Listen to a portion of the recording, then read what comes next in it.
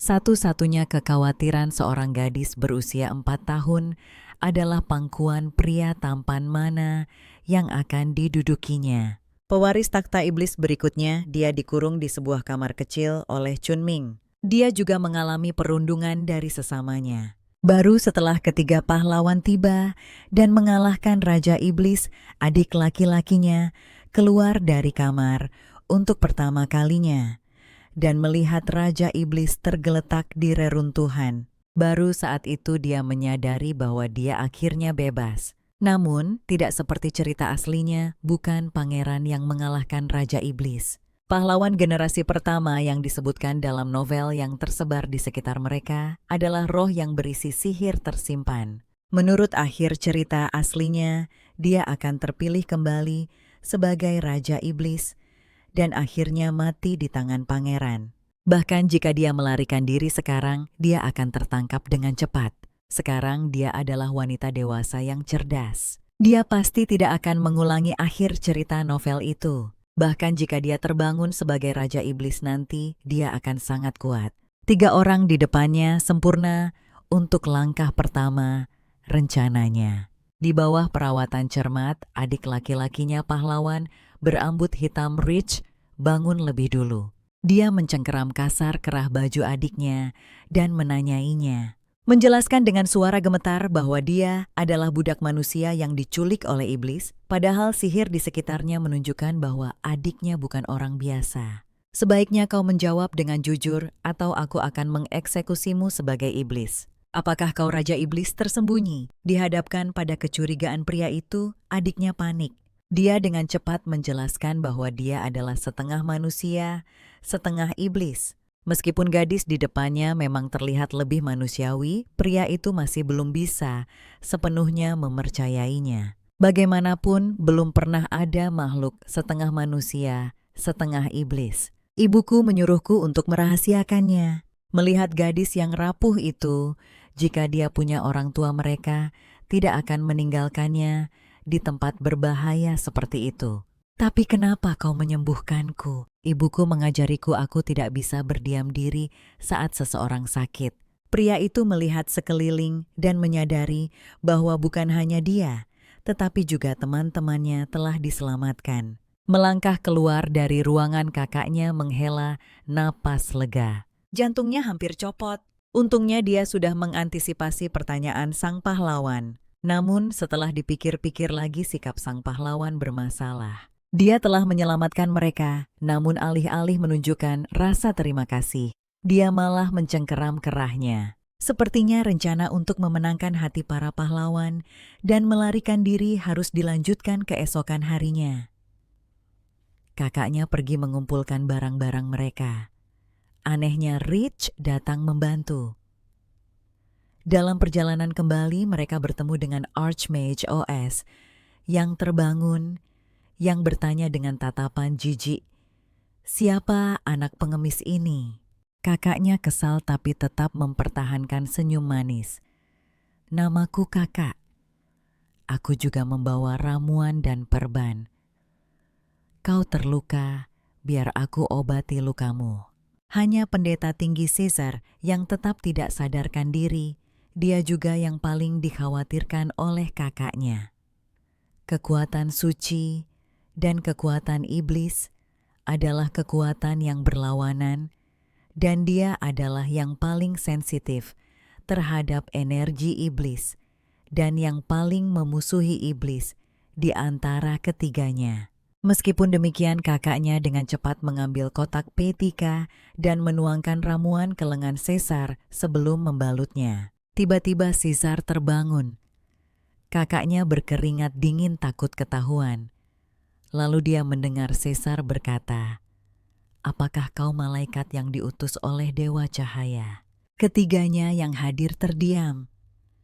Kakaknya dengan cepat menyapanya dan memperkenalkan diri.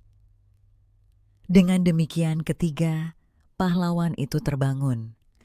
Kakaknya kemudian memulai serangan pesonanya untuk memenangkan hati para pahlawan. Dan setelah melarikan diri dari kastil Raja Iblis, dia bekerja tanpa lelah untuk mendapatkan simpati mereka. Para pahlawan terbiasa dengan sapaan pagi kakaknya. Suatu hari ketika dia tidak muncul, mereka terkejut saat waktu makan siang tiba. Para pahlawan memutuskan untuk mencarinya sendiri.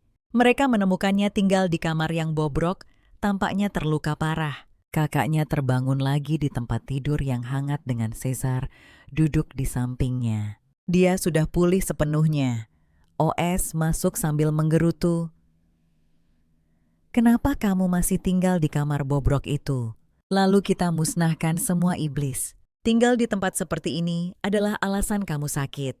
Kakak Ilya kemudian menyadari bahwa dia saat ini tinggal di kamar Raja Iblis. Dia sempat mempertimbangkan untuk pindah ke kamar lain, tetapi masih banyak otoritas iblis lainnya. Jika mereka melihatku itu pasti tidak akan berakhir hanya dengan omelan. Sejak tiba di sini siksaan iblis sulit ditanggung. Aku takut para iblis akan menemukanku jika mereka kembali. Melihat kakak Ilya gemetar, Caesar dengan lembut menghiburnya. "Itu tidak akan terjadi lagi, bahkan jika mereka kembali usir saja mereka. Dan saat kamu tidur kami menemukan bahwa kamu lebih mirip anak manusia." Mendengar ini kakak Ilya merasa itu terlalu indah untuk menjadi kenyataan. Air mata mengalir tanpa sadar. Ini adalah pertama kalinya seseorang merawatnya saat dia sakit, dan begitu kakak Ilya meninggalkan kastil Raja Iblis bersama para pahlawan. Tiba di ibu kota, untuk pertama kalinya semuanya baru dan menarik bagi kakak Ilya. Berbeda dari tempat dia tinggal saat kecil, tetapi dia akan segera beradaptasi. Ngomong-ngomong, ada satu masalah penting yang tersisa. Siapa yang akan menjadi wali kakak Ilya? 3 pahlawan terkuat di kerajaan itu berdebat sengit, memperebutkan hak asuh gadis itu. Os menyarankan mereka memilih wali untuk adik Ilya sebelum mencapai ibu kota. Awalnya mereka berencana mencari keluarga baik untuk mengadopsinya. Namun karena status istimewanya sebagai setengah iblis, setengah manusia, mereka tidak nyaman mempercayakannya kepada sembarang orang. Jadi ketiganya memutuskan untuk membesarkannya sendiri. Caesar adalah yang pertama melangkah maju. Bagi iblis, kekuatan suci adalah yang paling efektif. Aku sang imam besar secara alami adalah wali yang paling cocok untuk adik Ilya. Omong kosong apa yang kau bicarakan. Jika adik Ilya mengamuk, hanya aku yang bisa menghentikannya. Lagi pula, ada banyak anak di Motari yang bisa dia ajak bermain. Oleh karena itu, kediaman adipati dengan ksatria terbaik, kekaisaran adalah yang paling cocok. Melihat ketiganya menatapnya, adik Ilya memutuskan untuk memilih mereka semua. "Bisakah kalian semua menjadi waliku? Aku ingin kalian rukun." Ketiga pahlawan itu langsung terpikat dan setuju untuk rukun serta bersaing secara adil. Kemudian adik Ilya tiba-tiba berdiri. Dia melompat dan memeluk Rich. "Terima kasih, aku akan menjadi anak baik dan tidak akan merepotkan kalian." Wajar jika ketiganya menginginkan kesempatan ini untuk memiliki kekuatan tingkat atas sebagai dukungan mereka. Pada akhirnya mereka memutuskan untuk menempatkan adik Ilya di kediaman Adipati Ridge. OS dan Caesar harus kembali ke Motari dan kuil untuk bekerja, jadi mereka mengucapkan selamat tinggal. Setelah memasuki kediaman Adipati, adik Ilya tertegun melihat dekorasi yang mewah. Para pelayan berbaris di pintu masuk untuk menyambutnya. Kepala pelayan dan countess juga menyampaikan ucapan selamat mereka. Adik Ilya memperkenalkan diri dengan sopan, tetapi disambut dengan ketidaksetujuan dari kepala pelayan. "Ini adalah anak yang kutemui saat penumpasan iblis. Untuk sementara, aku akan menjadi walinya." Kepala pelayan itu jelas terkejut. "Anda akan menjadi wali anak ini?" "Ya, kami berencana untuk tinggal bersama di kediaman Adipati." "Baiklah, aku akan mengurus semuanya." Ekspresi kepala pelayan itu membuat kakak Ilya merasa tidak nyaman. Dia merasa seperti tamu yang tidak diinginkan. Rich, yang baru saja tiba di rumah, harus mengurus urusan resmi dari masa kepergiannya. Kakak Ilya dengan patuh mengatakan dia bisa sendirian. Bagaimanapun tujuannya adalah menjadi anak yang berperilaku baik, agar dia bisa tetap di bawah perlindungan mereka. Setelah Rich pergi, kakak Ilya ditinggalkan bersama seorang pelayan, orang yang sama yang dia temui di pintu masuk. Senang bertemu dengan Anda. Saya Kakak Ilya. Saya sudah menyiapkan air mandi untuk Anda. Apakah Anda ingin mandi sekarang? Kakak Ilya kemudian menyadari betapa kotornya dia. Sesampainya di kamar mandi, pelayan itu bersiap untuk memandikannya. Tapi Kakak Ilya tidak ingin merepotkannya dan ingin mandi sendiri. Mendengar ini, pelayan itu merasa terenyuh. Melihat ekspresi pelayan itu, Kakak Ilya teringat dia terlihat sama saat melepas pakaiannya. Dia salah mengira pelayan itu tidak menyukainya. Lalu dia mendengar pelayan itu bertanya berapa umurnya. Kamu masih sangat muda dan kamu ingin mandi sendiri. Tapi aku akan kehilangan pekerjaan jika kamu melakukannya. Tentu saja jika kamu tidak menginginkanku, aku tidak akan memaksa. Kakak Ilya tidak menyangka kejadian ini dan langsung setuju saat itu juga. Tiba-tiba ada ketukan mendesak di pintu dan kepala pelayan masuk dengan tidak sabar membentak. Kenapa lama sekali? Belum siap juga, ini bencana. Rencana kakak untuk berpura-pura menjadi anak kecil menemui hambatan pertamanya. Kakak yang masih mandi terkejut oleh kepala pelayan yang menerobos masuk. Menghadapi desakannya, pelayan itu dengan hati-hati menjelaskan bahwa kulit anak kecil itu lembut dan membutuhkan perawatan yang hati-hati. Kepala pelayan tidak peduli menggunakan Rich sebagai alasan. Apakah kamu berniat membuat Duke menunggu?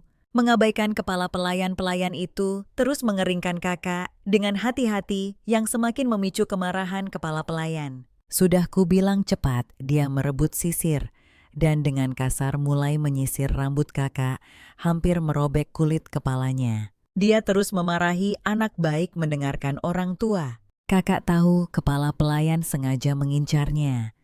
Dia harus mempertahankan akting sebagai anak yang patuh dan menahannya. Dalam perjalanan menemui Rich, kepala pelayan itu hampir berlari mencoba membuat kakak tersandung dan tertinggal. Melihatnya tetap mengikuti dia dengan marah, menarik lengannya. Cepat! Bagaimana jika Duke sudah ada di sana? 30 menit sebelumnya, Rich telah memanggil kepala pelayan ke kantornya. Aku ingin bicara denganmu tentang kakak. Dia tidak dalam kondisi kesehatan terbaik. Tolong atur agar dokter yang merawat memastikan dia baik-baik saja. Aku harap kamu akan memperlakukannya seperti anggota keluarga. Pelayan itu menggertakkan giginya. Ini pertama kalinya dia melihat keponakannya menunjukkan perhatian seperti itu pada siapapun. Rich dikenal karena sikap dingin dan ketidakpeduliannya. Dia berencana mengadopsi anak nakal itu. Jika itu terjadi, anak-anaknya sendiri tidak akan mewarisi kadipaten. Dia menyusun rencana untuk mengusir saudari itu dari kediaman adipati. Mereka tiba di ruang makan. Rich sudah duduk. Saudari itu bergegas mendekat. Tuan Rich, apakah Anda tidak sibuk? Ya, tapi ini pertama kalinya Anda di kediaman adipati, jadi saya harus meluangkan waktu untuk makan malam bersama Anda. Melihat saudari itu terengah-engah, Rich berasumsi dia bergegas ke ruang makan. Saya tidak sesibuk itu sampai tidak bisa meluangkan waktu untuk makan. Jangan khawatir. Tolong jangan khawatir. Saya pribadi melayani nona saudari. Saya akan merawatnya dengan baik. Anda tidak perlu memaksakan diri untuk meluangkan waktu untuknya. Tidak, saya ingin makan malam dengan saudari itu. Saya menghargai perhatian Anda. Tapi jangan katakan hal seperti itu lagi. Bagaimana jika dia salah paham? Pelayan itu dengan enggan setuju untuk lebih berhati-hati. Saudari itu bertanya, Anda bilang puding Caesar enak. Terakhir kali, itu yang terbaik di dunia. Rich merasakan rasa jengkel yang tak bisa dijelaskan. Dia mengalihkan pembicaraan, menanyakan kabar brother, dan bagaimana dia beradaptasi. Apakah semuanya baik-baik saja? Ada yang kamu butuhkan? Semuanya baik-baik saja, tapi aku ingin mengunjungi perpustakaan. Rich? Terkejut dia ingin pergi ke perpustakaan. Tentu saja itu untuk bangkit sebagai Raja Iblis lebih cepat, tapi dia tidak bisa mengatakannya dengan lantang. Jadi dia membutuhkan alasan yang masuk akal. Karena aku ingin menjadi anak yang penurut, membaca membuatmu lebih pintar. Aku bisa mengizinkanmu mengunjungi perpustakaan. Tapi daripada menjadi penurut, bagaimana kalau melakukan sesuatu yang menyenangkan? Brother terkejut. Apa maksud Rich? Dia mungkin tidak jadi mengunjungi perpustakaan. Dia tidak ingin melakukan ini, tapi sekarang dia tidak punya pilihan. Dia meneteskan beberapa air mata. Karena ibu menyukai perpustakaan, aku juga ingin pergi. Mungkin itu akan membantuku mengingatnya. Rich tidak bisa menolak permohonan seperti itu. Tapi Tuan Rich, perpustakaan itu berisi banyak buku berharga. Anak seusia Nona Brother bahkan tanpa sengaja bisa merusaknya. Aku khawatir buku-buku berharga itu akan rusak. Buku-buku itu penting, tapi anak ini lebih utama. Makanannya mulai dingin, ayo makan. Kepala pelayan itu marah besar, tapi tidak bisa membantah lebih jauh. Brother tersentuh karena Rich telah membelanya. Tapi ini hanya membuatnya menjadi target yang lebih besar untuk intimidasi kepala pelayan. Pada hari pertamanya di kediaman Adipati Brother diperlakukan dengan sangat buruk oleh kepala pelayan. Kepala pelayan yang ramah di hadapan Rich berubah total setelah dia pergi. Dia dengan marah merebut peralatan makan Brother. Jangan gunakan ini lagi, gunakan peralatan makan dewasa mulai sekarang. Brother dengan enggan menerima peralatan makan yang lebih besar. Meskipun dewasa di kehidupan sebelumnya, dia saat ini berada dalam tubuh anak berusia 4 tahun. Peralatan makan orang dewasa tidak hanya lebih besar, tapi juga aku harus mencobanya. Pada akhirnya sendok itu jatuh berdentang ke lantai. Tidak mengherankan omelan kepala pelayan langsung menyusul. Benda tak berguna yang bahkan tidak bisa memegang sendok. Sepertinya kau perlu mempelajari kembali tata krama meja dari awal. Kau sebaiknya bersiap-siap, aku sudah tidak bisa mendengarkan lagi. Pelayan melangkah maju untuk campur tangan. Namun hanya disambut dengan hinaan yang lebih kejam. Cepat bersihkan kekacauan yang dibuat anak ini. Kakak tidak menyangka kepala pelayan akan memperlakukan anak berusia 4 tahun. Begitu kasar, Nona. Tolong jangan pedulikan apa yang baru saja dikatakan kepala pelayan. Dia berteriak sangat keras sampai aku tidak bisa memahaminya.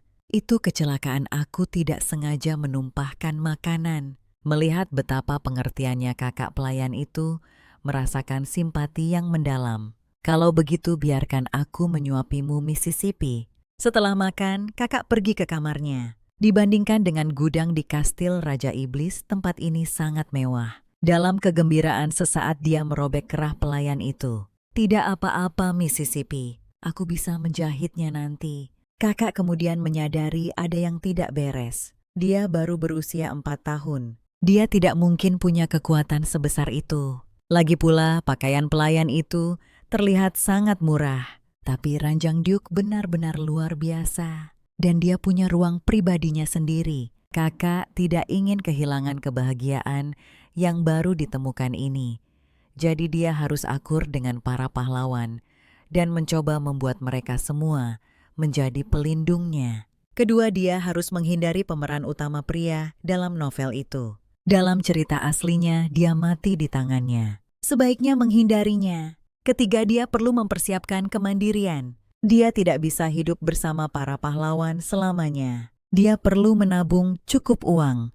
Terakhir, dia harus bangkit sebagai Raja Iblis terkuat sihir, terus-menerus mengikis tubuhnya. Bangkit lebih cepat juga akan menyelamatkan hidupnya. Selain itu ada penjahat utama dalam novel itu, keluarga Barok. Setelah mereka membangun kembali kastil Raja Iblis, mereka pasti akan mencoba menemukannya. Selain perlindungan pahlawan, dia membutuhkan kekuatannya sendiri. Hanya dengan bangkit sebagai Raja Iblis, sesegera, mungkin semua masalah ini bisa diselesaikan. Tenggelam dalam pikiran adik, tiba-tiba merasakan kantuk yang luar biasa. Dia tertidur tanpa menyadarinya. Sementara itu di kantor Rich, setelah beberapa waktu tidak masuk, tumpukan berkas sudah menggunung. Seharusnya dia segera menyelesaikannya, tapi pikirannya terus kembali pada adik. Anak-anak seusia itu biasanya hanya memikirkan bermain. Mengapa dia memikirkan membaca? Anak yang terlalu dewasa juga mengkhawatirkan.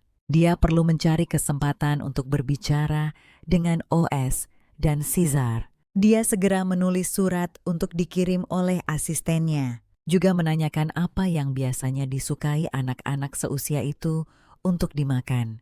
Mengetahui bahwa itu adalah makanan manis dia, secara pribadi membawa beberapa kue ke kamar adik. Namun dia mengetuk cukup lama tanpa ada jawaban. Membuka pintu dia melihat adik menggeliat kesakitan. Ketiga pahlawan mengadakan pertemuan darurat pertama mereka dengan satu-satunya topik bagaimana membesarkan seorang anak. Rich membuka pintu dan melihat adik terjebak dalam mimpi buruk. Dalam mimpi kepala keluarga Barok menyerahkan pil merah kepada adik. Setelah dia menelannya, sihirnya langsung lepas kendali. Perasaan tercekik itu sangat menyakitkan. Dia terbangun kaget dan menemukan Rich duduk di sampingnya. "Kamu baik-baik saja. Apa kamu mimpi buruk?" Setelah mengalami rasa sakit seperti itu dan melihat seseorang yang peduli, adik langsung menangis. Dia tidak ingin kembali ke kastil Raja Iblis. Jika dia kembali, dia tidak akan pernah bisa melarikan diri. "Tidak apa-apa, adik. Aku akan tetap di sisimu, jangan khawatir." Kata-kata menenangkan Rich membuat adik kembali tertidur.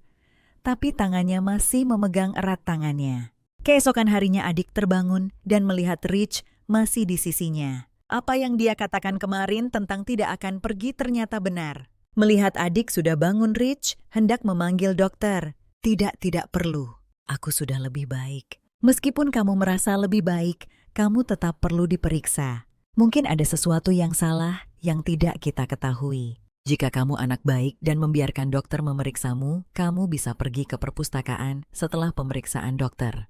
Tidak ada masalah besar. Adik dengan gembira pergi ke perpustakaan. Mengenai mimpi buruk, adik dokter menganalisisnya sebagai masalah psikologis.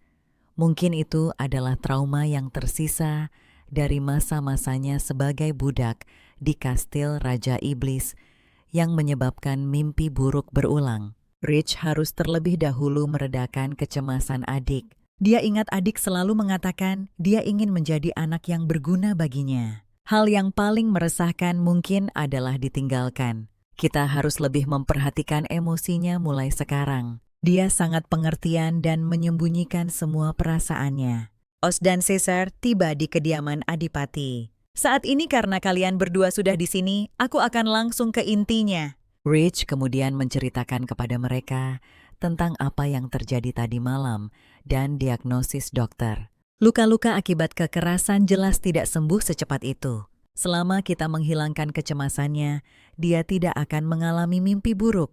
Dia pasti berpikir dia akan ditinggalkan lagi. Dia selalu berusaha membuat kita berpikir dia anak yang berguna, itulah buktinya. Jadi yang perlu kita lakukan adalah mengakui usahanya. Tapi Os berpikir anak berusia 4 tahun seharusnya hanya bermain dengan gembira. Kita tidak perlu terburu-buru selama kita menjaganya. Dia akan yakin kita tidak akan meninggalkannya. Para pahlawan sedang dalam diskusi yang sengit. Dia sudah tiba di perpustakaan dan dia membaca semua buku di sini. Tentu saja Adipati berkata, dia bisa membaca apapun yang dia suka. Pelayan itu membungkuk dan dia melihat bahwa pakaiannya semua ditambal.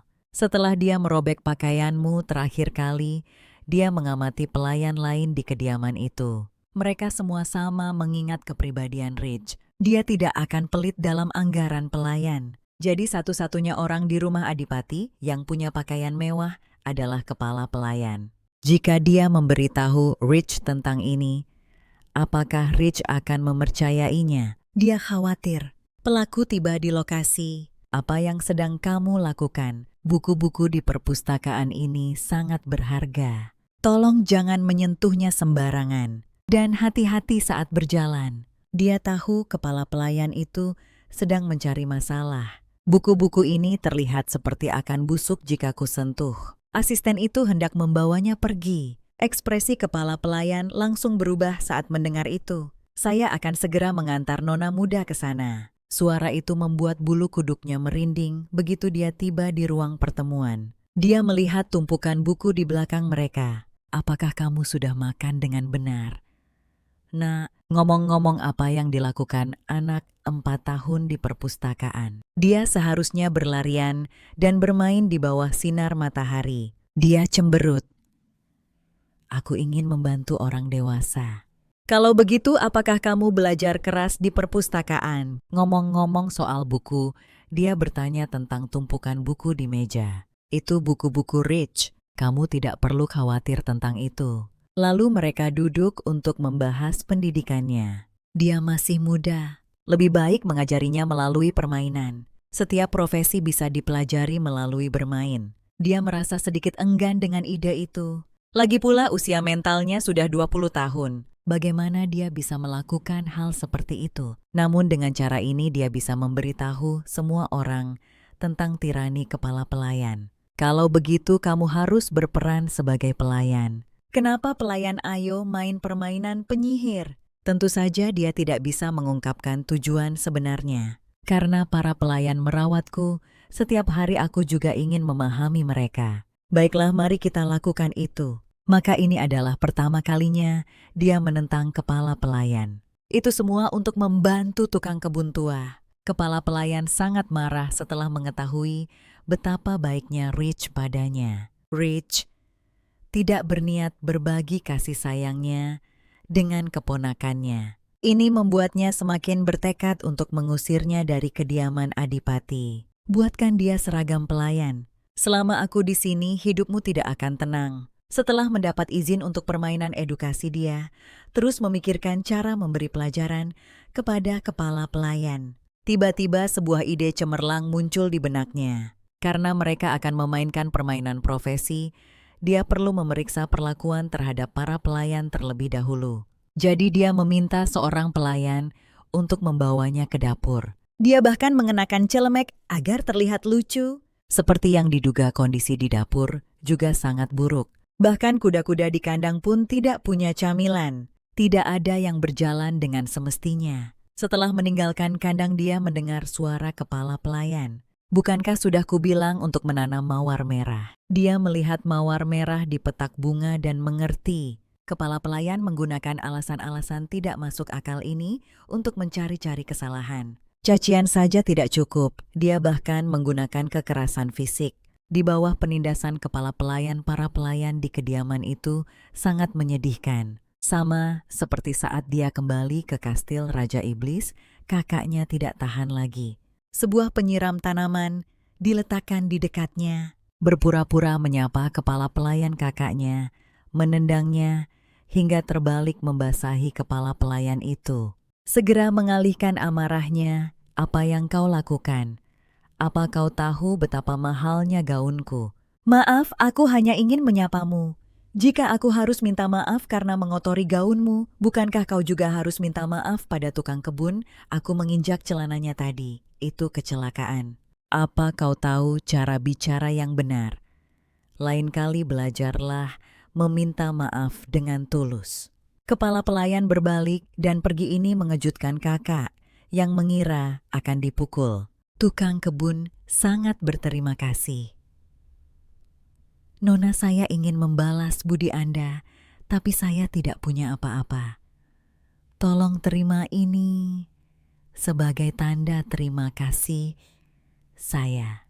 Meskipun aku tidak melakukan ini untuk balasan, aku merasa senang secara tak terduga. Beberapa hari kemudian pelajaran yang telah lama dinanti pun dimulai. Kakak mengenakan seragam pelayan yang dibuat khusus. Nora sang pelayan berulang kali memujinya, mengatakan betapa lucunya dia terlihat. Dari belakang terdengar suara sarkastis kepala pelayan. Cocok untukmu, kau harus terus memakainya. Baiklah, ayo pergi. Semua orang menunggu. 3 pahlawan sudah menunggu begitu kakak tiba. Dia memamerkan seragam itu dan memulai penampilannya. Terima kasih sudah membuatkan gaun ini untukku, kepala pelayan. Sepertinya sangat kuat, tidak akan robek. Benarkah aku tidak sengaja merobek bajuku terakhir kali dan sangat terkejut? Aku juga merobek celemek Nora dengan cukup mudah. Mendengar tentang pakaian yang robek ketiga pahlawan, pasti akan memikirkan kepala pelayan. Jika dia bahkan tidak bisa mengurus pakaian, pelayan itu jelas kelalaiannya. Aku ingin pakaian sepertimu, kepala pelayan. Pakaianmu terlihat sangat kuat. Bisakah kau membuatkan satu untuk Nora juga? Kepala pelayan kini panik. Rich berdiri. Sudah saatnya kita bicara. Rich sudah lama tahu tentang penggelapan uang yang dilakukan kepala pelayan. Aku akan mengganti uang yang kau curi dari rumah Earl. Alasan aku tidak memecatmu adalah karena kakak merindukan kasih sayang seorang ibu. Kau punya banyak anak, dan aku berharap kau bisa menghiburnya. Aku tidak pernah membayangkan semuanya akan jadi seperti ini. Jika aku tahu kakak menderita karenamu, aku sudah mengusirmu sejak lama. Aku hanya ingin dia bahagia. Ketiga ayah itu berdebat selama 3 hari 3 malam hanya karena warna gaun putri mereka. Kakak, hentikan perilaku kekanak-kanakan ini. Setelah kepala pelayan dipecat hidup, kakak kembali damai melalui permainan peran. Dia juga membuat hidup para pelayan lebih mudah. Ini menghasilkan pasokan camilan yang tak ada habisnya untuknya. Satu-satunya penyesalannya adalah dia belum menemukan petunjuk tentang kebangkitan. Sebagai Raja Iblis, aku harus segera bangkit sebagai Raja Iblis. Saat itu OS dan Caesar tiba. Rich jelas tidak senang dengan kehadiran mereka. Selalu muncul tanpa pemberitahuan. Apa kalian tidak punya pekerjaan? Kita ini rekan seperjuangan. Aku membawakan hadiah untuk kakak. Kakak dengan antusias membukanya dan menemukan sepasang sandal kelinci biru. Aku dengar ini sangat populer di kalangan anak-anak sekarang.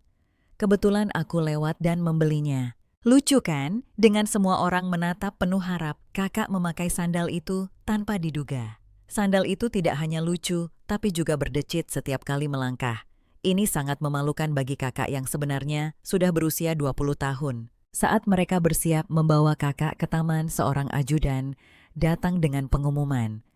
Keluarga kerajaan akan mengadakan jamuan perayaan untuk ketiga pahlawan.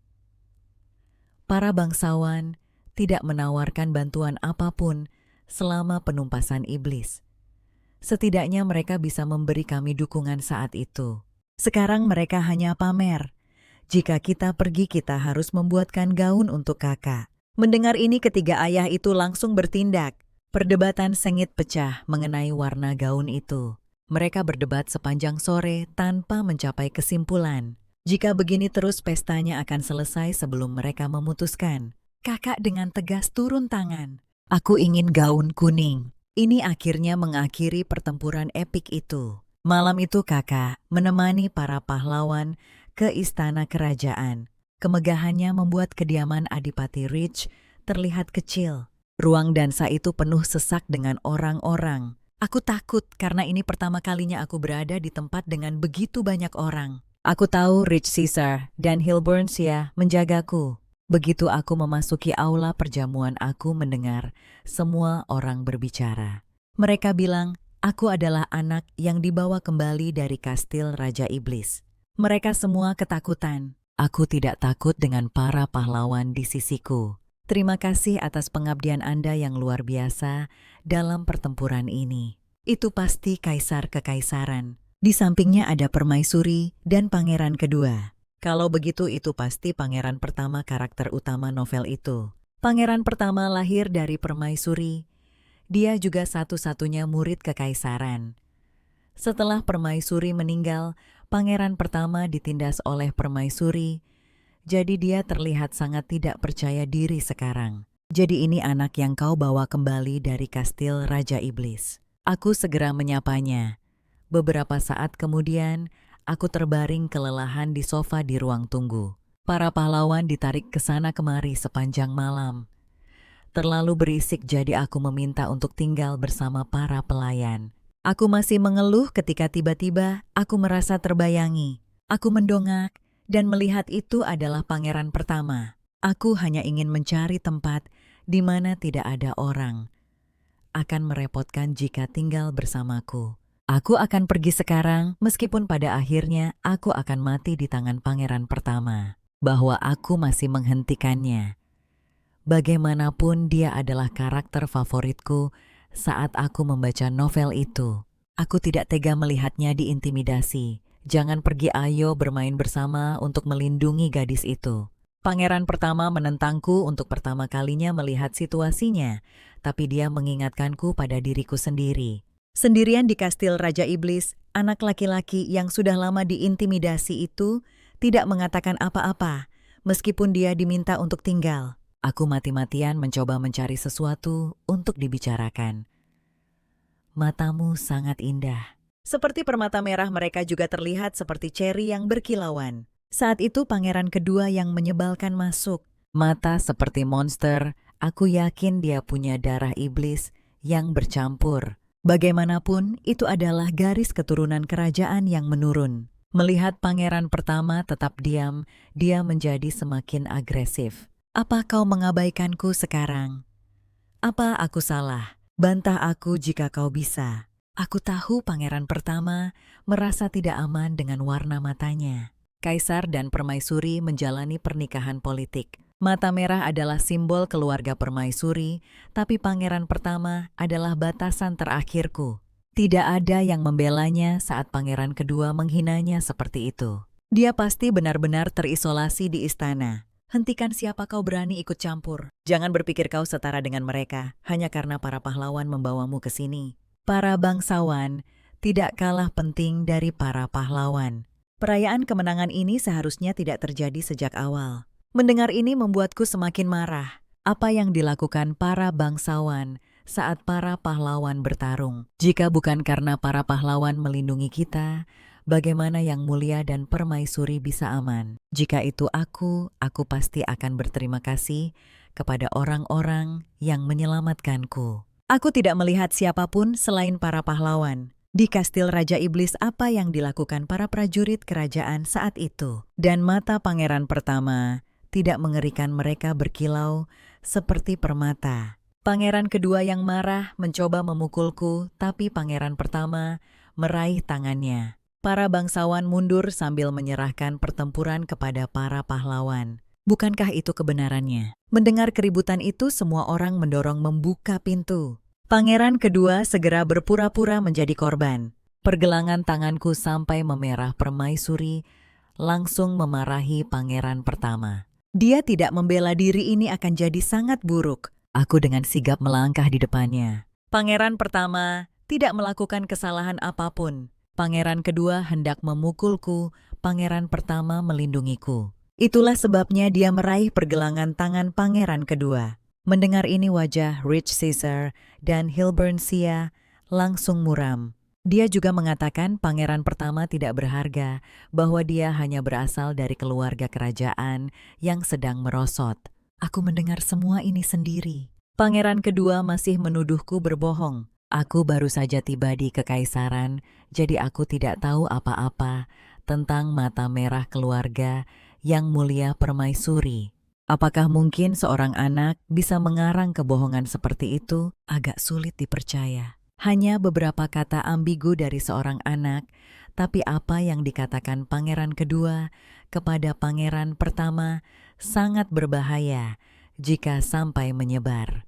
Itu akan menyebabkan keributan besar, bukan hal itu tidak dapat disangkal.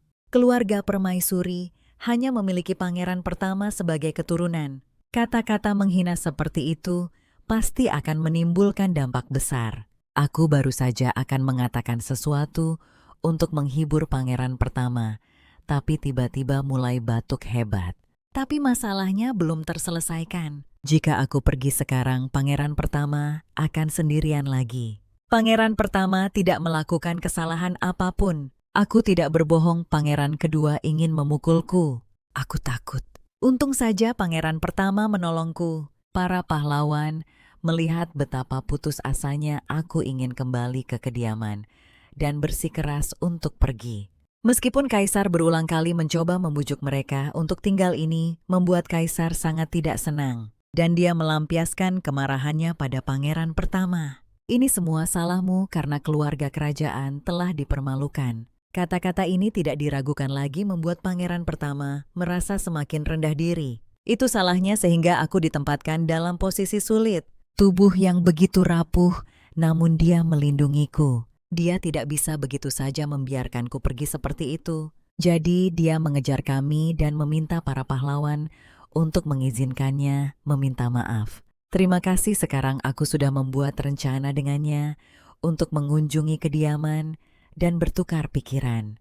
Ini pertama kalinya seseorang dengan teguh berdiri di sisinya. Bahkan keluarganya sendiri tidak pernah melakukan itu. Bagaimana rasanya punya 3 ayah? Bahkan membaca dongeng pun harus bergantian. Sejak kembali dari kota kekaisaran, para ksatria telah membacakan dongeng di samping tempat tidurku. Setiap hari aku sudah muak dengan cerita-cerita kekanak-kanakan ini. Untung saja pangeran pertama datang berkunjung. Aku akhirnya punya alasan untuk pergi. Tapi Os menghentikannya dengan cemas, ingin pergi menyambutnya. Apakah kamu merasa lebih baik akhir-akhir ini? Kamu sudah bisa berjalan-jalan seperti ini sekarang. Aku sangat menyesal. Kamu dipermalukan di perayaan terakhir. Itu salahku. Itu bukan salahmu. Yang mulia, kamu tidak perlu meminta maaf. Pangeran kedualah yang salah. Bukan kamu, Os, juga sangat setuju dengan apa yang kukatakan. Ini semua salah pangeran kedua karena memperlakukan si kecil kita dengan sangat ceroboh. Sebagai putra sah tertua dari keluarga kerajaan, seharusnya aku memberitahumu untuk tidak menundukkan kepala begitu saja. Meskipun kamu tidak melakukan kesalahan kali ini, merenungkan kesalahanmu dan meminta maaf juga sangat terpuji. Aku yakin kamu memiliki kualitas seorang raja. Saat Rich berbicara dengan pangeran pertama, Os diam-diam memanggilku ke samping dan dengan dramatis memberitahuku bahwa semua pria adalah serigala. Pangeran pertama cukup tampan dan sangat sopan, tapi kamu tidak boleh terpesona olehnya. Mengerti setelah mendengarkan aku memilih mengabaikannya dan menarik pangeran pertama untuk pergi makan camilan. Ketiga sosok ayah itu tiba-tiba merasa seperti sedang menghadapi krisis besar. Ayo cepat, aku juga sudah menyiapkan kue tart cherry. Pangeran pertama yang dulunya pendiam dan melankolis kini menjadi lebih ceria. Dia tersenyum lebar saat akhirnya pergi. Keesokan harinya para pahlawan kembali duduk bersama terlibat dalam diskusi sengit. Keluarga kerajaan telah mengirimkan surat permintaan maaf. Os membakarnya bahkan tanpa melihatnya. Beraninya pangeran kedua memperlakukan si kecil kita seperti itu. Mengapa kita tidak menempuh jalur hukum dan mengadopsinya? Namun kami menuntut hak yang sama untuk menggunakan panggilan ayah. Kau tidak bisa menjadi satu-satunya yang menikmati hak istimewa itu. Saat itu aku datang membawa sepiring kue kering yang baru dipanggang untuk dibagikan. Os langsung menolak, mengatakan dia tidak suka makanan manis, tapi aku tetap menyodorkan kue itu padanya. Lebih enak kalau semua berbagi. Os langsung berubah menerima kue itu dengan emosi. Jadi begini rasanya membesarkan seorang putri. Kalau darimu aku akan makan apa saja. Rich dan Caesar juga menerima kue mereka. Kekanak-kanakan. Os mengira kue yang diterimanya adalah yang terbesar. Melihat mereka bertiga berdebat lagi, aku terlalu lelah untuk ikut campur. Tak disangka keluarga kerajaan mengirim undangan lagi mengatakan bahwa pangeran kedua ingin meminta maaf kepadaku secara langsung. Ketiganya tidak punya pilihan selain pergi ke istana. Anak itu tidak sehat terakhir kali. Aku sangat khawatir. Begitu kami duduk, aku mendengar ucapan sopan dari kaisar. Aku melihat sekeliling, tapi tidak melihat pangeran pertama. Dan aku mendengar Rich mengatakan, anak itu masih sangat sakit.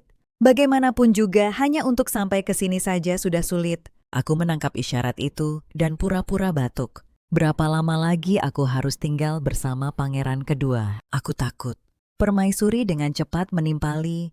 Pertemuan ini khusus agar pangeran kedua meminta maaf kepadamu, Mississippi. Pangeran kedua kemudian bergumam dengan enggan. Maafkan aku. Aku masih pura-pura takut dan meringkuk di pelukan Caesar. Pangeran pertama jauh lebih baik. Aku merasa aman saat melihatnya. Kalau begitu, kenapa kita tidak memanggil pangeran pertama? Sudah sulit bagi anak itu untuk datang ke sini. Yang mulia, bukankah acara ini diatur agar pangeran kedua meminta maaf padanya? Kaisar tidak punya pilihan selain memanggil pangeran pertama dan bahkan mengizinkan kami berdua pergi keluar dan bermain bersama. Tapi yang membuat kesal sang protagonis adalah pangeran kedua terus mengikuti mereka. "Kenapa kau mengikuti kami? Aku tidak mau bermain denganmu," katanya. Pangeran kedua menjadi sangat marah. "Kau seharusnya merasa terhormat bisa bermain denganku. Aku bahkan sudah minta maaf," balas sang protagonis. "Aku tetap tidak mau bermain denganmu." Mendengar ini, pangeran pertama segera menggendong sang protagonis dan berlari sebelum pangeran kedua sempat bereaksi. "Biarkan dia tidur dengan tenang." Pangeran pertama menutup mulutnya setelah pangeran kedua tanpa malu-malu mencoba mengikuti. Sang protagonis dibawa ke perpustakaan. Bahkan ada lebih banyak buku di sini daripada di kediaman Regis. Memikirkan hal ini, sang protagonis merasakan simpati yang mendalam pada pangeran pertama. Secara umum, para pangeran menerima pendidikan sebagai pewaris sejak usia muda. Pangeran pertama bahkan tidak memiliki guru pribadi dan harus mengandalkan perpustakaan untuk belajar. Meskipun begitu, dia sering dipersulit oleh permaisuri membatasi waktunya di perpustakaan. Tanpa bisa menahan diri, dia menatap pangeran pertama dengan tatapan simpati. Ngomong-ngomong soal guru pribadi, tidak ada yang lebih cocok daripada ketiga pahlawan itu. Dia berteman dengan pangeran pertama yang akan menjadi pahlawan di masa depan. Maka bahkan jika dia menjadi Raja Iblis, dia masih bisa mengalahkan keluarga Barok. Yang lebih penting, pangeran pertama akan lebih bahagia. Sang protagonis sudah mengambil keputusan. Lalu 2 buku merah di perpustakaan. Tak lama kemudian, sang protagonis tertidur. Pangeran pertama menatapnya dengan penuh kasih, meskipun dia tahu dia diabaikan. Dia tetap membelanya. Rasanya segala hal baik bisa terjadi saat mereka bersama. Tiba-tiba suara pangeran kedua terdengar dari luar pintu. "Siapa yang mengizinkanmu menggunakan perpustakaan kerajaan? Bahkan tidak bisa memahami statusmu sendiri. Kau sangat lancang," bisik pangeran pertama mengingatkannya bahwa sang protagonis sedang tidur. "Bisakah kau lebih tenang? Kau mungkin tidak menyukaiku, tapi kau tidak bisa menyakitinya. Sejauh yang kutahu, permaisuri ingin kau menjadi kaisar. Apakah dia akan senang melihatmu seperti ini? Menjadikannya musuh bukanlah ide yang bagus. Kalau tidak, mengapa kau meminta maaf hari ini?" Suara pangeran kedua semakin keras, tapi pangeran pertama menutup mulutnya. "Bagaimana jika kau membangunkannya? Sudah ku bilang untuk diam." Sang protagonis terbangun dan melihat keduanya seolah-olah sedang bertengkar. Dia bergegas mendekat untuk menengahi. "Tenanglah kalian berdua. Berani-beraninya kau bicara begitu. Aku tidak punya orang tua yang akan membelaku dan aku sudah minta maaf padamu. Apalagi yang kau inginkan? Kau hanya anak tak punya orang tua yang nakal, yang bahkan tidak tahu hari ulang tahunnya sendiri." Mendengar ini, pangeran pertama diam-diam membawa protagonis pergi. Dia tidak akan mengikuti kita ke sini untuk saat ini, tapi protagonis masih terluka oleh perkataan pangeran kedua. Dia tidak pernah memikirkan mengapa orang tuanya meninggalkannya. Sejak dia ingat, dia sudah berada di pasar budak. Kemudian dia dibawa ke kastil Raja Iblis oleh para iblis. Berpikir lebih jauh membuatnya pusing. Tepat saat itu ketiga pahlawan menemukan mereka. "Ada apa? Nak, apa kau merasa tidak enak badan?" Melihat kondisi protagonis yang buruk, Rich bertanya pada pangeran pertama apa yang terjadi. Mendengar ceritanya, OS sangat marah dan ingin pergi menghajar pangeran kedua. "Ini adalah kesempatan bagus. Mari kita beritahu dia tentang tawaran kita. Meskipun kami adalah walimu, sekarang masih belum ada perlindungan hukum yang kuat. Jadi setelah berdiskusi, kami ingin mengadopsimu secara resmi sebagai 3 pahlawan terkuat kekaisaran yang diam-diam meneliti cara membuat kue-kue kecil yang lucu." Setelah protagonis setuju untuk diadopsi, dia memulai rencananya untuk memanipulasi ayah-ayah barunya. Ketiganya sangat cakap, jadi mereka lebih menghargai bakat. Kebetulan sekali pangeran pertama adalah yang paling berbakat dalam buku itu. Jadi, dia sengaja menyebutkan pengalaman digendong tadi di depan mereka. Seperti yang diduga, mereka langsung menyadarinya. Mengingat pangeran pertama baru berusia 8 tahun, kemampuan fisiknya cukup luar biasa. OS langsung menggunakan sihir untuk memeriksanya. Yang mengejutkannya, semua sihir diserap oleh pangeran pertama. Bakat yang luar biasa, tidak membimbingnya, akan menjadi kerugian bagi seluruh dunia. Tentu saja dia adalah pemeran utama pria dalam buku itu. Karakter pendukung dia menjadi pahlawan terkuat bahkan tanpa pendidikan sistematis. Jadi ayah-ayahku memutuskan untuk menjadikanku murid mereka.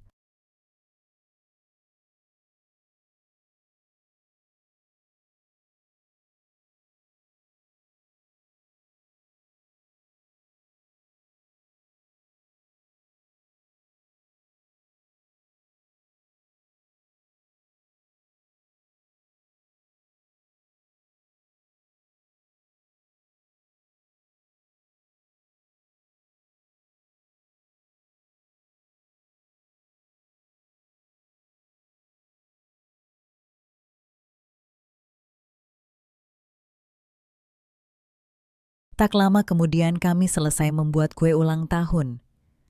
Sebelum kita makan kue, mari kita buka hadiahmu. Aku dengan senang hati mengundang pangeran pertama untuk bergabung denganku. Aku sama sekali tidak menyadari ekspresi wajah ayah-ayahku. Hadiah pertama yang kubuka adalah tas penyimpanan berbentuk anak ayam. Dari OS, aku merapal mantra perluasan ruang padanya. Kau bisa memasukkan barang-barang senilai 1 lemari penuh di dalamnya. Selanjutnya aku menerima minuman nutrisi dari Caesar. Aku langsung teringat kesulitan yang kualami di masa mudaku. Melihat itu adalah hadiah yang penuh perhatian dari ayahku, aku menerimanya dengan senyuman. Hadiah Rich adalah kotak musik dengan patung-patung kami terukir di atasnya. Kami terlihat seperti keluarga yang bahagia. Akhirnya pangeran pertama dengan malu-malu memberiku pena bulu. Aku sangat menyukainya. Aku akan menggunakan pena ini untuk belajar. Jadi rasanya seperti aku belajar bersamamu. Mendengar ini, Rich terbatuk keras. Bukankah kalian berdua terlalu dekat? Oz menimpali. Bukankah sudah kubilang semua pria itu? Tapi aku sama sekali tidak mengerti maksud mereka. Pangeran pertama dan aku hanya teman baik. Semua orang terdiam. Aku satu-satunya yang tidak menyadari perasaan pangeran pertama. Mari kita lanjutkan ke topik berikutnya. Selain kehadiran, apakah ada hal lain yang kamu inginkan? Aku berpikir sejenak. Aku sudah menerima lebih dari cukup. Tiba-tiba sebuah ide terlintas di benakku. Aku mengangkat tanganku. Ada tempat yang ingin aku kunjungi. Penyihir terkuat di Kekaisaran berada di bawah perintah seorang anak kecil. Setelah pesta ulang tahunku, OS dan Caesar harus kembali bekerja. Pangeran pertama juga harus kembali ke istana. Mungkin guru-guruku benar. Sampai jumpa di kelas kita berikutnya. Kata-katanya membuatku bingung. Apa yang dikatakan guru-guruku? Tidak menyadari perasaan pangeran pertama yang sudah lama melampaui persahabatan. Aku tidak ingin hanya berteman denganmu. Bahkan jika kita berteman itu harus menjadi ikatan unik yang tidak bisa digantikan oleh siapapun. Seminggu kemudian aku pergi bersama OS ke Menara Sihir. Aku sudah mencari di rumah bangsawan Juk dan perpustakaan kerajaan, tapi tidak menemukan apapun tentang kebangkitan. Sebagai Raja Iblis, meskipun ledakan sihirku semakin jarang, aku masih tidak bisa mengendalikannya. Sekarang keluarga Barok mungkin sudah menguasai seluruh menara sihir. Aku butuh rencana cadangan jika aku belum terbangun sebagai Raja Iblis saat itu. Aku tidak bisa selamanya bergantung pada ayahku. Aku akan mulai dengan mencari uang sendiri. Saat itu OS tiba. Menara sihir adalah tempat di mana alat-alat sihir dibuat. Itu adalah tempat yang ingin kukunjungi untuk ulang tahunku, jadi aku bisa pergi ke sana tanpa masalah. Itu benar-benar berbeda dari yang kubayangkan. Bahkan para pelayannya adalah patung. Jadi bagaimana menurutmu tentang menara sihir? Kami berusaha lebih keras karena si kecil akan datang berkunjung. Aku bahkan membawamu ke tempat istimewa untuk ini. Aku ingin menunjukkan ini padamu. Pintu yang terbuka menampakkan pemandangan seluruh istana kekaisaran. Melihat atap emas, dia langsung teringat pada pangeran pertama. Aku ingin tahu apa yang sedang dia lakukan sekarang. Mendengar ini OS menjadi kesal. Kenapa kau memikirkannya? Padahal kau di sini di Motari untuk bersenang-senang denganku ayah. Aku ingin melihat kamarmu. Kau hanya memikirkan pangeran pertama. Kau pasti tidak tertarik sama sekali dengan kamarku. Mendengar dia mengatakan bahwa dia paling menyukainya, kemarahan OS mereda. Baiklah kalau begitu ayo pergi. Pegangan yang erat. Dengan mantra spasial keduanya berteleportasi langsung ke dalam ruangan. Kami hanya menggunakan sihir spasial. Bukan apa-apa. Jangan terlalu terkesan. Karena puncak gunung sepenuhnya adalah ruangku, tapi sihir spasial sangat berbahaya. Aku tahu kamu anak terpintar di dunia, tapi meskipun kamu belajar sihir, kamu tidak boleh menggunakan sihir yang berhubungan dengan ruang dan waktu mengerti. Dia tahu OS berusaha melindunginya. Lagi pula dia juga tidak tahu cara menggunakan sihir spasial. Jadi ini kamarmu. Dia melihat sekeliling dengan rasa ingin tahu dan memperhatikan buku-buku yang menumpuk di meja. Buku-buku itu sepertinya berhubungan dengan menjadi Raja Iblis. Anak laki-laki itu tidak punya teman saat lahir sampai kedatangannya memberinya harapan dalam hidup. Itu juga membuatnya ingin menjadi orang yang lebih baik. Sementara itu dia memikirkan cara untuk menghasilkan uang. Dokumen-dokumen yang menumpuk di meja OS memberinya inspirasi. Kertas-kertas itu dipenuhi dengan anotasi padat. Bukankah tidak nyaman menulis di dokumen? Tidakkah kamu bisa menempelkan catatan di atasnya? OS mengakui dia belum memikirkan itu sebelumnya, tapi biaya perekatnya tinggi. Sepertinya perekat mahal di dunia ini. Kalau begitu kamu bisa menggunakan sedikit perekat untuk menghemat biaya. Gunakan perekat yang lebih lemah untuk menempelkan catatan. Dan catatan itu bisa dilepas serta digunakan kembali berkali-kali seperti sticky notes. Dengan begitu, meskipun lebih mahal dari kertas biasa, orang-orang akan tetap menganggapnya sebagai penawaran yang bagus. OS tiba-tiba tercerahkan mengangkatnya. Kamu benar-benar sepintar aku. Bagaimana lagi kamu bisa punya ide brilian seperti itu? Ayo kita cari Melvin sekarang. Rupanya Melvin adalah orang di Motari yang mengurus pena. OS dengan gembira menggendongnya untuk mencari Melvin, tapi begitu dia membuka pintu, dia melihat eksperimen Melvin telah gagal. Bukankah sudah kubilang dia akan datang hari ini? Hati-hati. Melvin dengan cepat berdiri dan meminta maaf. Aku di sini hari ini karena dia punya ide. Melvin tampak tidak terkesan setelah mendengarnya. OS jelas tidak puas. Bukankah ini ide yang bagus? Ini pasti akan laris manis. Apakah ini akan sukses besar atau gagal? Tidak ada yang tahu. Tapi tetap patut dicoba. OS kemudian membawanya kembali ke kamarnya. Dia masih tidak senang dengan reaksi Melvin. Aku harus menggantikannya, ayah. Aku baik-baik saja, paman benar. Tidak ada yang bisa menjamin itu akan seperti kehidupanku sebelumnya. Ini adalah dunia di mana sihir berkuasa. Hal-hal seperti catatan tempel terlihat tidak penting, tapi OS bersikeras idenya brilian. Aku tidak akan membiarkan waktu dan usahamu sia-sia. Ini adalah kata-kata dari seorang penyihir hebat. Lalu untuk berjaga-jaga kita bisa menyuruh mereka mencoba sampelnya dulu. Buat beberapa gratis dan bagikan kepada penduduk Motari. Lihat bagaimana reaksi mereka. Beberapa waktu kemudian, catatan tempel itu menjadi sangat populer. Semua orang sangat menyukainya sehingga langsung habis terjual. Sebulan kemudian sejumlah besar uang tiba-tiba muncul di rekeningnya. Itu semua adalah biaya patenmu. Dan ini adalah hadiah terima kasih dari anak-anak Motari. Mendengar itu produk patenmu aku juga ikut memesan. Dia sangat gembira dengan pujian semua orang. Lalu Rich mengirim pesan menanyakan apakah dia sudah punya cukup dana sekarang dan apakah ada hal lain yang ingin dia lakukan. Dana untuk kemandirian sudah cukup, tapi jika aku ingin melakukan hal lain lagi, itu tidak akan cukup.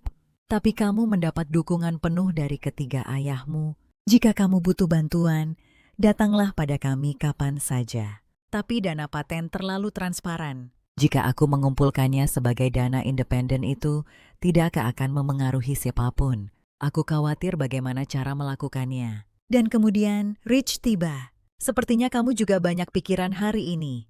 Para guru juga tidak bisa fokus hari ini. Aku tahu itu karena ayah pasti membanggakan pencapaianku. Menurutku kamu juga luar biasa, meskipun kamu mengira pencapaianmu berkat bantuan gurumu. Catatan tempel tidak akan ada tanpa idemu. Jadi apa yang mengganggumu kali ini? Atas saran Rich, aku menemukan peluang bisnis baru. Faktor apa saja yang diperlukan jika kamu ingin menjual lebih banyak barang? Mendengar ini Rich menyadari aku khawatir tentang angka penjualan. Menurutmu apakah merangsang daya koleksi akan efektif seperti kolektor perangko? Mereka bahkan pergi ke lelang. Ini memberiku inspirasi besar. Terima kasih Rich, kamu jenius. Terkejut dengan pelukan dan pujian mendadak itu, Rich tersipu. Berkat kamu aku punya ide bagus. Aku pergi sekarang. Tidak menyadari aku baru saja pergi meninggalkan Rich. Yang tersipu sore itu, dia pergi berlatih seperti biasa. Tak disangka dia bertemu denganku. Caesar segera mulai memprovokasinya. Apa menurutmu kamu bisa menjadi kaisar? Tapi Rich bahkan tidak melihatnya. Saat itu Rich hanya memiliki aku di hatinya. Kehadiranku membuatnya bisa bernapas bahkan di kota kerajaan yang menyesakan ini. Tapi aku terlalu mempesona dia, selalu merasa rendah diri bahwa dia tidak cukup baik. Jadi terkadang aku merasa tidak terjangkau. Aku harus menjadi lebih baik untuk menjadi orang terdekatku. Rich telah bekerja keras untuk mencapai tujuan ini. Keesokan harinya, aku mulai mendesain pola untuk catatan tempel. Stiker-stiker ini sangat populer di kehidupanku sebelumnya, tapi di dunia ini 3 pahlawanlah yang populer. Setelah insiden kastil Raja Iblis, mereka menjadi orang-orang paling populer di negara ini. Jadi aku akan membuat biografi mereka bertiga. Aku sudah mendapatkan izin ayah, meskipun dia sedikit enggan. Ini pasti akan terjual lebih baik daripada catatan tempel. Poin jual utamanya adalah belajar sejarah bersama para pahlawan. Lalu setiap buku dilengkapi dengan stiker. Orang dewasa bisa membeli buku untuk belajar dan anak-anak bisa mengumpulkan stikernya. Memikirkannya membuatku tertawa. Rencana ini kedengarannya akan menghasilkan banyak uang. Ini semua berkat keuntungan ini, tapi untuk membuat biografi aku butuh seniman yang bagus. Lukisan di tanganku ini cukup bagus, sangat kekanak-kanakan dan memiliki kualitas komik.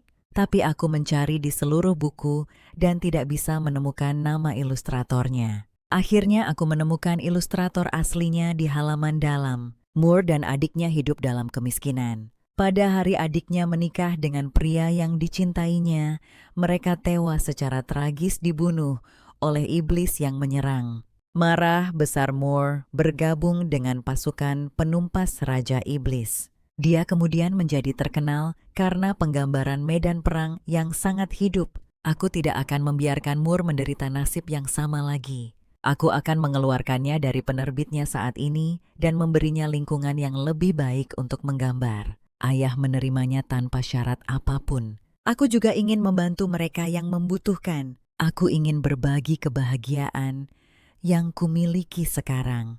Setelah memutuskan aku meminta pelayan untuk mencari Moore, tapi dia tidak bisa menemukannya setelah beberapa hari. Bahkan setelah aku bilang akan memberi kompensasi kepada penerbit mereka, tetap menolak mengungkapkan keberadaannya. Aku merasa aneh. Moore hanyalah seorang seniman yang tidak dikenal. Sekarang aku ingin penerbit membiarkannya pergi. Pasti ada sesuatu yang disembunyikan, jadi aku memutuskan untuk pergi ke penerbit itu sendiri. Tak disangka, aku dihentikan begitu aku tiba. Kami menyambut Anda di penerbit ini, tapi Anda tidak bisa masuk.